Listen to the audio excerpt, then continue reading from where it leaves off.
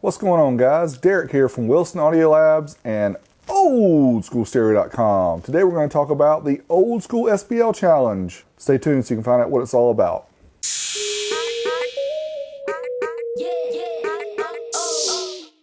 Alright guys, so what's up with this Old School SPL Challenge? Well, honestly, it kind of came from the $150 SPL Challenge. We were thinking about ways we could get people to use these old school amps, you know, pull them off the wall and put them in a car and try them out. So Rob Vega from Hi-Fi Vega and myself at 12 Volt Talk, we kind of brought this up and thought it would be a good idea if we could get people to join in, test some of their old equipment out, see how it does in the car. So I'm going to tell you a little bit about all the rules of the Old School SPL Challenge. So let's find out what it's all about and what you can and can't do.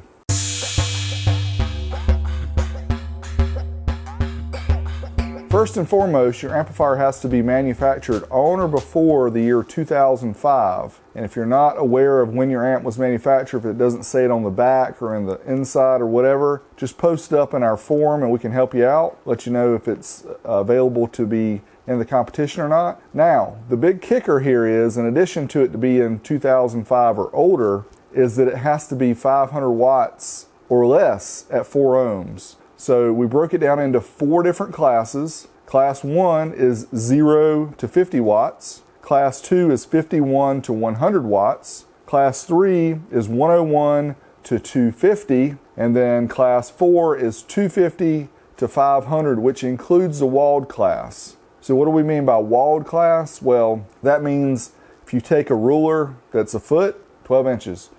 12 inches anywhere around the top of the box.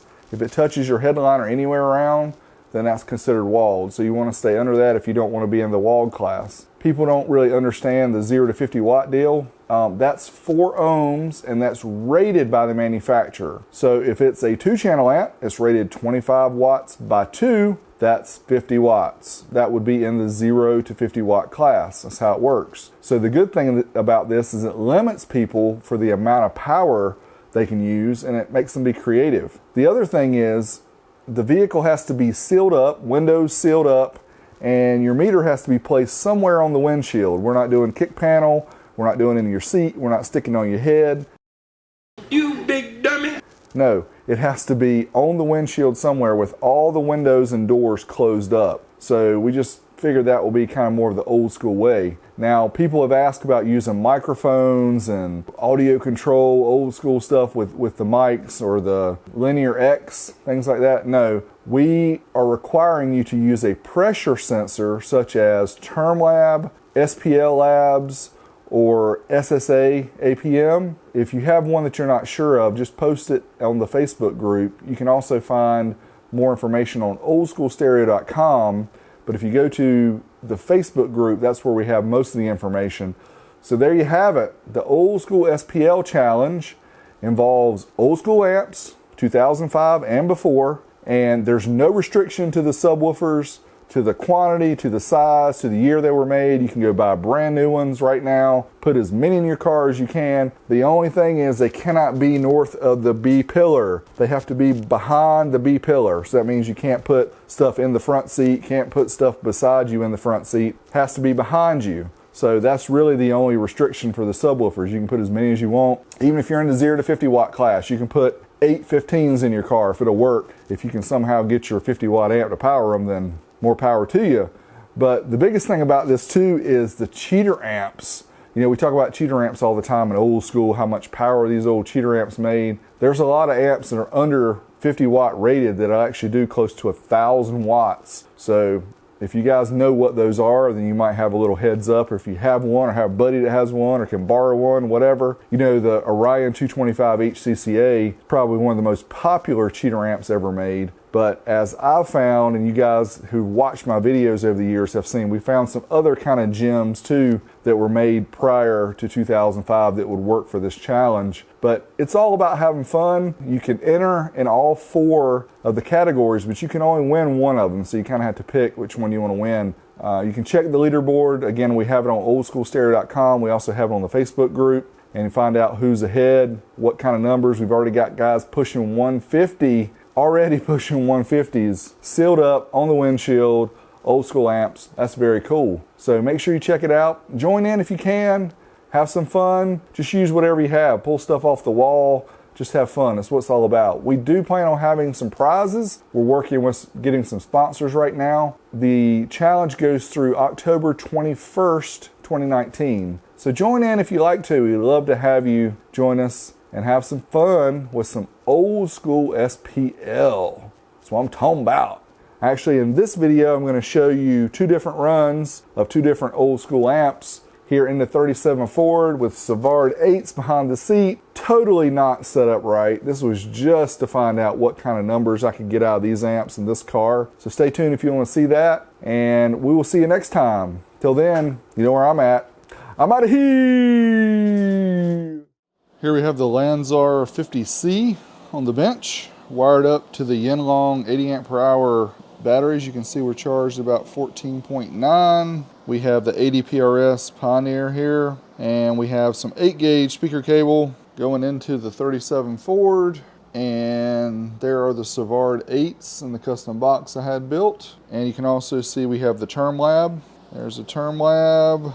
The meter is right up there on the windshield, and we got it sealed up. This door I can't get it to close completely because there's not a lot of weather sealing around there, but I'll walk around and show you that all the windows are up. All windows, reflections. Obviously the back ones are closed. So let's try a run with the Lanzar 50C. The subs are wired at 1 ohm. So they're each 2 ohm subs. They're wired in series each, and then all the subs are wired in parallel. Should give us a 1 ohm load. So let's try it out here.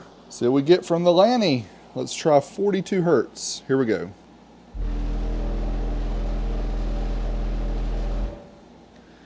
All right, 131.18 at 198 watts. Wow, we must have a pretty high box rise. Let's see what it is. 3.5 ohms. So yeah, we got a pretty high box rise here. So it's gonna be tough to get the subs wired down low enough to be able to get the usage out of this high current 50 watt cheater amp. Still not bad for a 50 watt amp, 200 watts, 131.18. As you can see, I lifted the box up because the port's right here, and I can't fit it quite in between on the seat. So I tried to sit on top of the seat. I've still got well more than 12 inches here up to the ceiling, so this is not considered walled. Let's see if it does any better or any worse. Let's try it out. Here we go with the new speaker placement. I'll go ahead and start the track up so you guys can see the woofers flex maybe with the light. Here we go.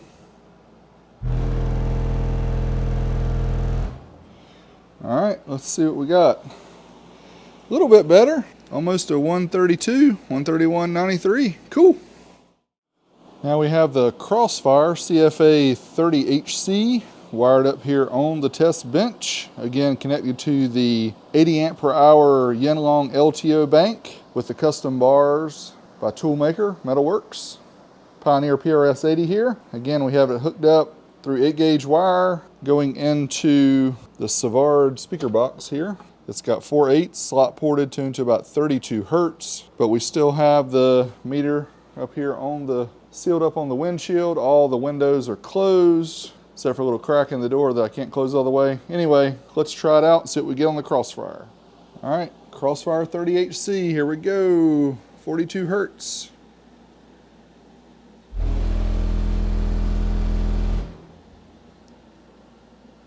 All right, 135.92, 628 watts.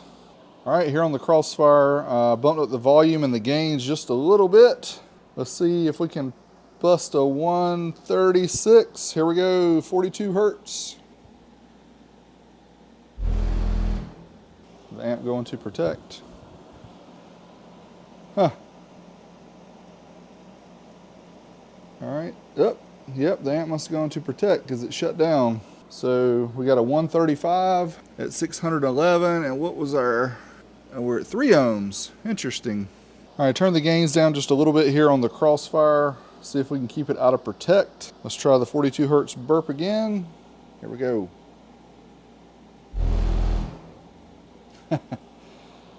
Went into protect again, I take it. I don't know, it's just like shutting off. Interesting. Voltage is still strong, 14.8. So we're still with the Crossfire here. I do have the charger going on the lithium bank. Keep the voltage up nice and high. So let's try it again at 42 Hertz, see what we get. All right, so it shut off. Let's turn the volume down just a little bit. Wait till the lights come back on. All right, lights are back on. Let's reset this. Let's try it again, see what we get. Here we go. Turn it down one more tick. Let's go to 55. Amp is back on. See, we got 700 watts. Pretty good for a 60 watt amp. All right, here we go.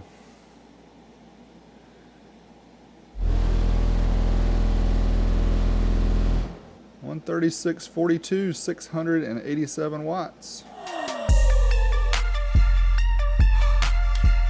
You big dummy. All right, guys, so there you have my first SPL test for the Old School SPL Challenge. Not doing too good, but you got to start somewhere. That's right, guys. Make sure you check the video description and also check the pinned comment below.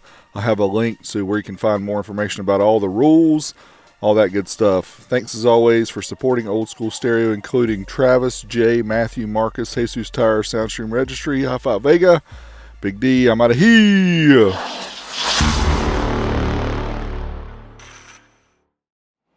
All right, let's try the uncertified run at 1 ohm, 40 Hertz for the Taramps MD8000.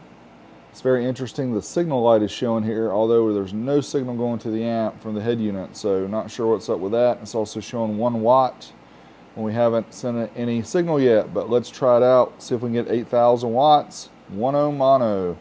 Here we go. Are you listening? Damn.